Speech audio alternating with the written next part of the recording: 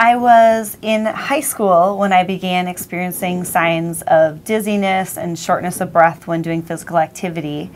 And then I went to a doctor and shortly after was diagnosed with a condition called hypertrophic cardiomyopathy, which puts me at high risk for cardiac arrest. So at age 19, I received my first implanted pacemaker defibrillator.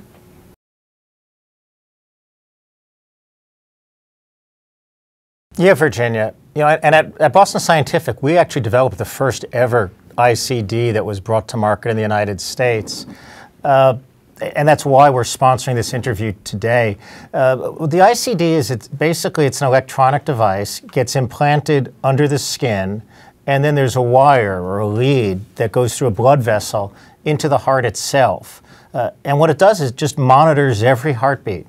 And if a patient has a cardiac arrest, it actually can give a shock to the heart, just like on TV with the paddles, and bring patients back to a normal heart rhythm. It's kind of like having your own emergency medical technician implanted inside your body.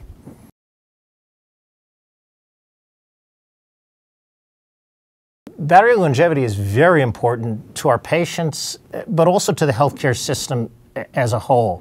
What a lot of people don't recognize, until they actually have one of these implanted, is these are not like sort of simple consumer electronics, like a TV remote where you just flip off a panel and replace the battery when it needs to be changed. These devices are hermetically sealed, and because of that, when the battery runs down, it actually takes a full surgical procedure. You have to take out the whole old unit and put a new unit in.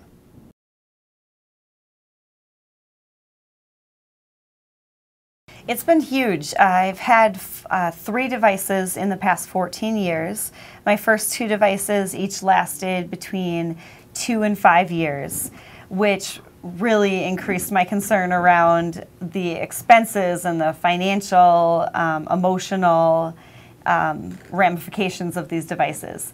Since then, I've had my Boston Scientific device for the past 7 years, and it's still expected to last another 5.